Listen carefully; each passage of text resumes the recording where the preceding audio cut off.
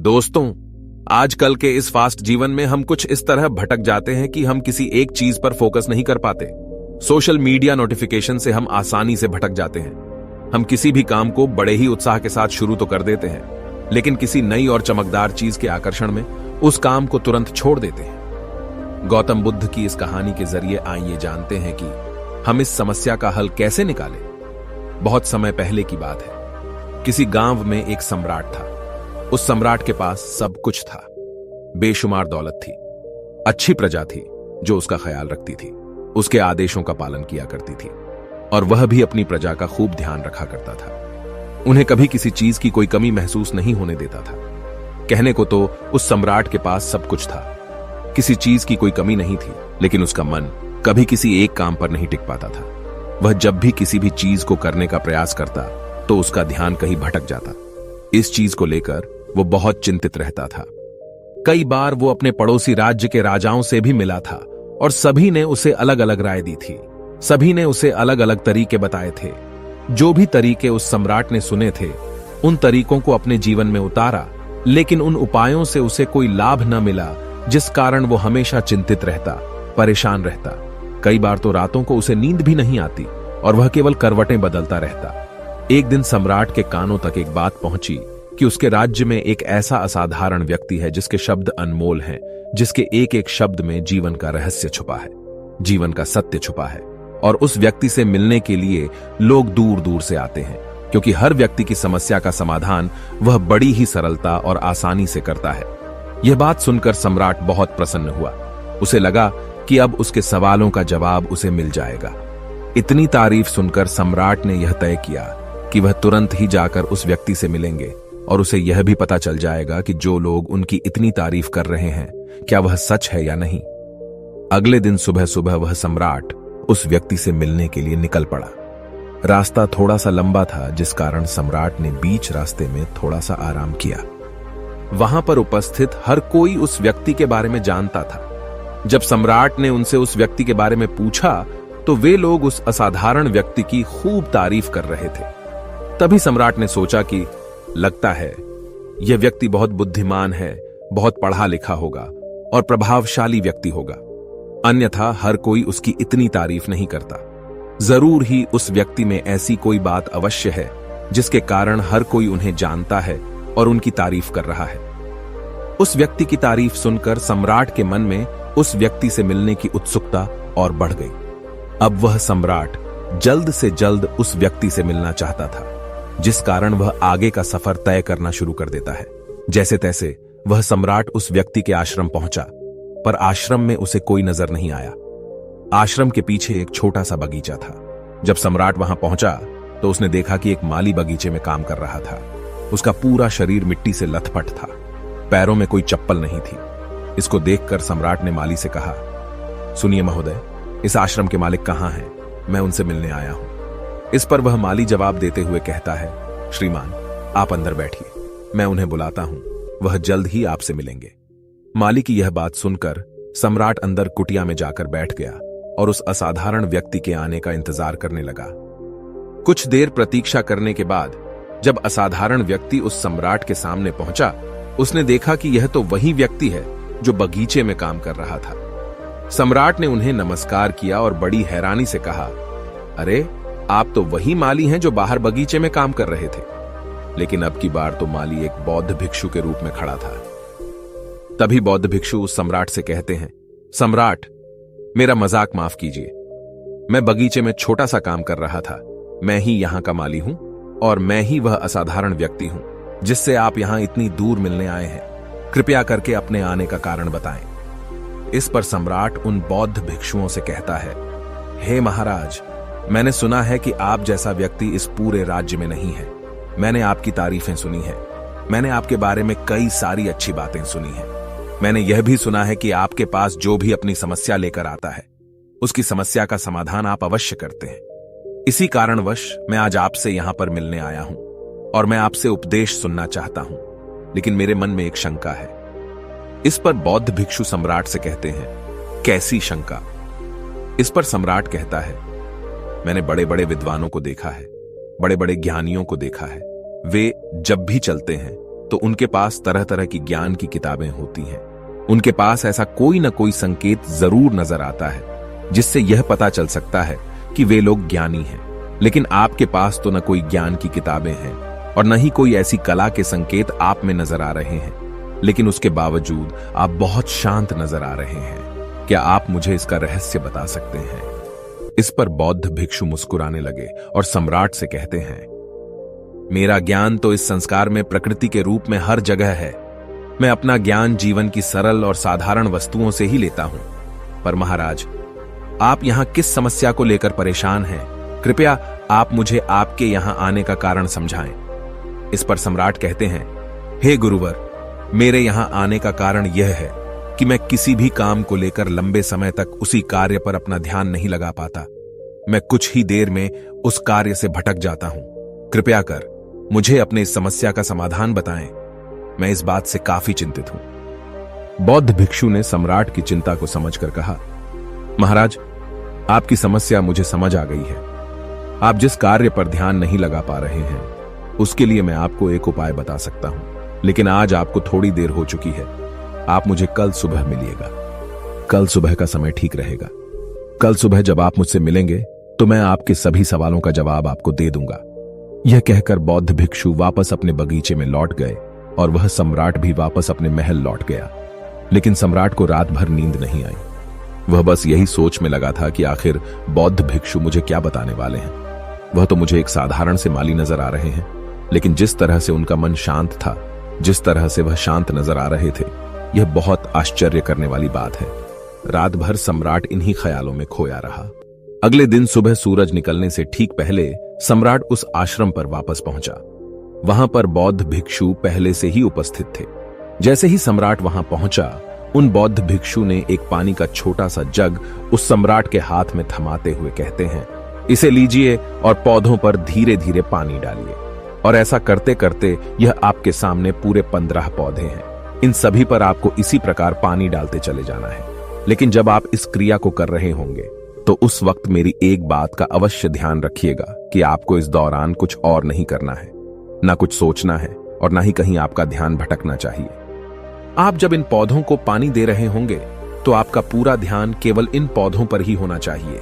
यदि इस बीच आपके मन में कोई विचार आए तो वहीं पर रुक जाइएगा और फिर दोबारा से पहले पौधे से पानी डालना शुरू कीजिएगा।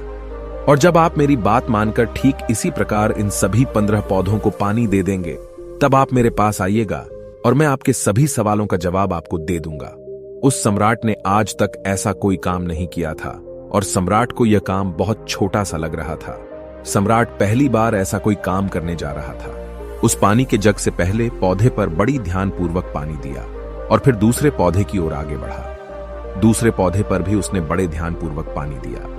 फिर उसने तीसरे पौधे पर पानी देना शुरू किया ही था कि उसके मन में तरह तरह के विचार उत्पन्न होने लगे। उसे अपने महल का बगीचा याद आने लगा, जहां पर तरह तरह के फूल थे, तरह तरह के पौधे लगे हुए थे। तभी अचानक उस सम्राट को उन बौद्ध भिक्षुओं की बात याद आ गई। यदि मन में कोई भी विचार उत्पन्न हो तो उसे फिर से पहले पौधे से पानी देना शुरू करना होगा। तुरंत ही पहले पौधे के पास वापस पहुंचा और उसने फिर से पहले पौधे को पानी दिया। दूसरे पौधे को उसने फिर से ध्यानपूर्वक पानी दिया। जैसे ही वह तीसरे पौधे पर पहुंचा, उसके मन में फिर से कई तरह के विचार उत्पन्न होने लगे। अब की बार यह सोच रहा था, पता नहीं मेरे बिना मेरे साम्राज्य में क्या हो रहा होगा। और अब की बार सम्राट को बहुत क्रोध आने लगा। उसने सोचा कि आखिर में यह छोटा सा कार्य क्यों नहीं कर पा रहा हूं। वह तुरंत ही फिर से पहले पौधे के पास पहुंचा। उसने अब की बार बड़ी ध्यानपूर्वक पहले पौधे को पानी दिया, दूसरे पौधे को भी बड़े ध्यानपूर्वक पानी दिया। ऐसे करते करते अब की बार सम्राट करीबन 5 पौधों में बहुत ही ध्यानपूर्वक पानी दे चुका था। लेकिन अब की बार जैसे ही उसने छठे पौधे पर पानी देना शुरू किया, उस पानी को देखकर सम्राट के मन में नदी के विचार उत्पन्न होने लगे और सम्राट अब बहुत परेशान हो चुका था। जितनी बार वह पौधों को पानी देने का प्रयास करता, हर बार वह असफल हो जाता। उसका मन उतना ही ज्यादा व्याकुल होता जाता और वह खुद पर क्रोधित हो जाता। सम्राट यह बात बहुत अच्छी तरह से जानता था कि वह भिक्षु उसकी परीक्षा ले रहे हैं। वह बहुत बुद्धिमान था, इस कारण उसने उन बौद्ध भिक्षुओं के सभी नियमों का पालन करना जरूरी समझा। सम्राट जितनी बार भी कोशिश करता, हर बार वह असफल हो जाता। उसका मन उतना ही ज्यादा व्याकुल होता जाता, हमेशा खुद को किसी न किसी विचार में उलझा हुआ पाता। ऐसे ही करते करते सुबह से शाम का वक्त हो चुका था, लेकिन अब तक वह सम्राट पूरे 15 पौधों में पानी नहीं दे पाया था।